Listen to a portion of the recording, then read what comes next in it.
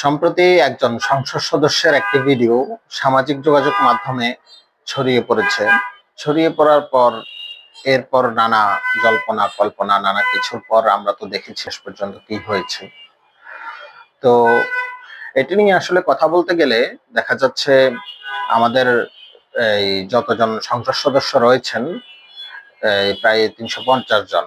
৩৫০ জনের মধ্যে ২৫০ সংসদ সদস্য পদ টিকে কিনা এটাই হচ্ছে কথা।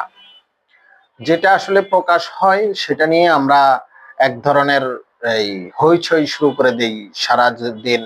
একদম সোশ্যাল মিডিয়া থেকে শুরু করে পাড়া মহল্লার দোকান থেকে শুরু করে সব জায়গায় আলাপ আলোচনা হয়, কিন্তু এরপর দেখা যায় প্রতিপক্ষ রাজনীতিকরা এই তাকে ওই ঘটনাকে কেন্দ্র করে ওই রাজনৈতিক নেতাদেরকে তার রাজনৈতিক যদি পরিচয় নাও থাকে তার রাজনৈতিক বিষয়গুলো অনুসন্ধান করে তাকে ইয়ে করে দেওয়া হয়, মানে যতটুকু তাকে একদম ডাউন করা যায় সেই প্রচেষ্টা থাকে।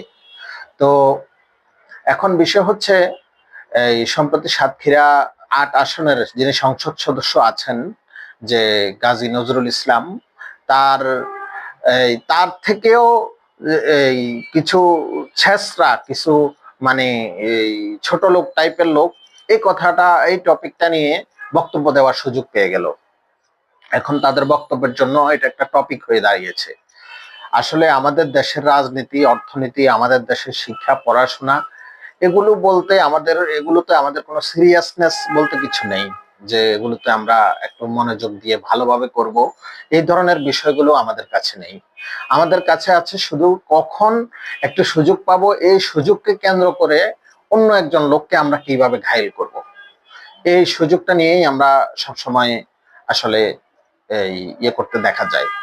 বাংলাদেশের এমন অনেক রাজনীতিকে ইতিমধ্যে আমরা দেখেছি আমাদের জীবদ্দশায় যে তাদের কত ভিডিও কত রকমের কত কিছু কত জায়গায় ছড়িয়ে পড়েছে বা এই ইয়া হয়েছে।